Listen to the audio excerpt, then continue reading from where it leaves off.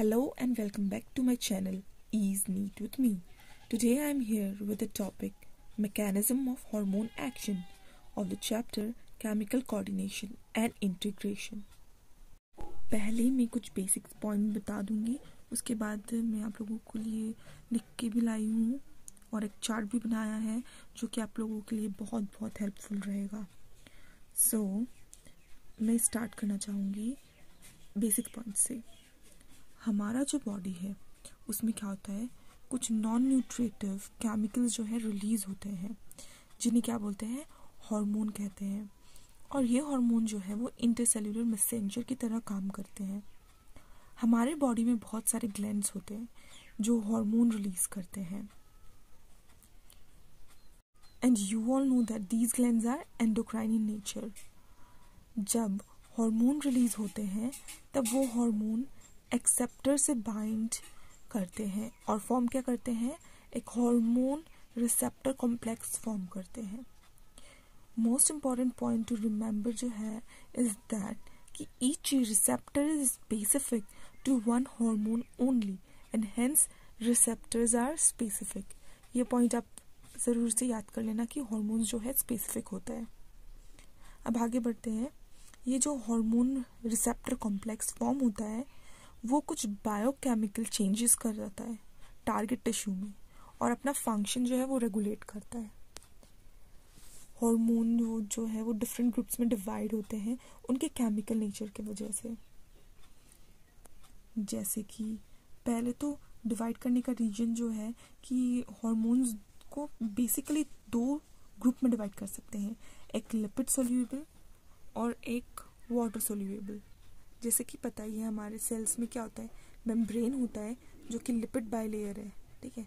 तो उससे क्या होगा, वाटर को क्रॉस करने के लिए, वाटर सोल्यूबल सब्सटेंस को क्रॉस करने के लिए दिक्कत होगा. तो जो वाटर सोल्यूबल सब्सटेंस है उनमें क्या होगा, उनको क्या चाहिए होगा कि जो है सेकेंडरी मैसेंजर की रिक्वायरमेंट होती है ताकि वो उसे मेम्ब्रेन क्रॉस कराने में हेल्प कर सके. जहाँ की हम बात करें लिपिड सोल्यूबल की, उन्हें कोई मैसेंजर की ज़रूरत नहीं होती. वो डायरेक्टली इंट्रासेल्यूलर रिसेप्टर से बाइंड कर सकते हैं. मैंने जो चार्ट बनाया है मैं आपको दिखाना चाहूँगी. सबसे पहले तो if you want to note this definition of hormone you can write it down. Hormone को हम दो पार्ट में डिवाइड करते हैं, lipid soluble and water soluble.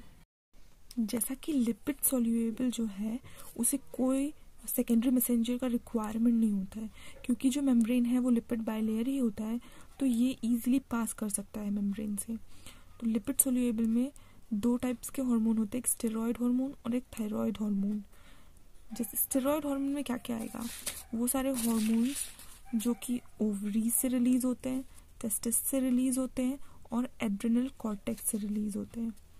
Examples एक एक आप देख लीजिए. एड्रिनल कॉर्टेक्स क्या रिलीज करता है, कॉर्टिकॉइड्स. अब ये कॉर्टिकॉइड्स भी तीन टाइप्स में डिवाइडेड है, mineralocorticoids, glucocorticoids and sex corticoids. Mineralocorticoid जो है वो सिक्रीट क्या होता है, किससे होता है, जोना ग्लोमेरुलोसा. अब ये क्या है वो मैं आपको बताती हूँ.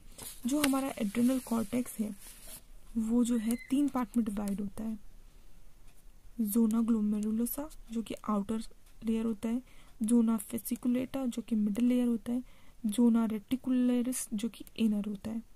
आप ऐसे याद कर सकते हैं, GFR क्या होता है, ग्लोमेरुलर फिल्ट्रेट रेट होता है ना, फिल्ट्रेशन रेट. तो आप उससे याद कर सकते हैं GFR, outer, middle and inner. Now let us go back to the types of corticoids. वैसे आप लोगों को मालूम होगा कि ये एड्रिनल कॉर्टेक्स कहाँ पर होता है. जो एड्रिनल ग्लैंड है वो क्या होता है, किडनी पर होता है, किडनी के ऊपर. और ये एड्रिनल ग्लैंड जो है वो दो पार्ट्स में डिवाइडेड होता है, adrenal cortex and adrenal medulla. अब आप देख लीजिए कि कौन सा क्या सिक्रीट करता है और इसके एग्जाम्पल्स आप लर्न कर सकते हैं. This is important for need. Okay, अब हम सेकेंड टाइप पे चलते हैं जो कि है वाटर सोल्यूबल. वाटर सोल्यूबल जो है वो क्या होगा, लिपिड बाइलेयर से उसे क्रॉस करने में डिफिकल्टी होगी. इसीलिए इसे एक प्रोटीन चाहिए जो इसे क्या कर सके, एक रिसेप्टर चाहिए जो इसे क्या करे, मेम्ब्रेन के अंदर ले जा सके। इसमें आते हैं 2 टाइप्स के हार्मोन्स, एक अमाइनो एसिड डेरिवेटिव्स और सेकेंड पेप्टाइड्स एंड प्रोटीन्स। ठीक है, जो हार्मोन्स एड्रेनल मेड्यूला से सिक्रीट होते हैं वो अमाइनो एसिड डेरिवेटिव्स की कैटेगरी में आएंगे। इसका एग्जांपल क्या है, एपिनेफ्रीन एंड नॉर एपिनेफ्रीन, या हम कह सकते हैं एड्रेनलिन और नॉन एड्रेनलिन। और इस कैटेगरी के हार्मोन्स को कलेक्टिवली बोलते हैं कैटेकोलामाइन। ठीक है, ये क्या है, वो भी होते हैं स्ट्रेस हार्मोन और फाइट और फ्लाइट हार्मोन जो है वो भी यही हार्मोन्स होते हैं, epinephrine and nor epinephrine.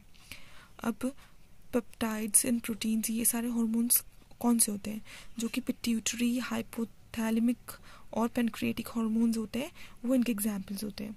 Example क्या ले सकते हैं हम, इंसुलिन और ग्लूकागोन जो कि सिक्रीट होते हैं पेनक्रियास से। जैसे कि हम एक प्रोटीन हार्मोन लेते हैं एग्जाम्पल के तौर पे, अगर उससे मेम्ब्रेन क्रॉस करना है तो उसे क्या होगा, एक रिसेप्टर जो है मेम्ब्रेन बाउंड रिसेप्टर का रिक्वायरमेंट होगा। वो क्या करेगा, रिस्पॉन्स, सेकेंडरी मैसेंजर जनरेट करेगा। तो ये क्या हुआ, इससे जो है ना रिस्पॉन्स फास्ट हो जाता है, रिस्पॉन्स फास्ट हो जाता है। और इसमें क्या होगा, इस स्टेरॉइड को खुद ही अपने आप सेल के अंदर तक जाना होता है, इसका कोई हेल्प नहीं करता। सो यहाँ क्या होता है, रिस्पॉन्स जो है स्लो होता है। ठीक है, ये एनसीईआरटी में आप लोग देख सकते हैं इसे।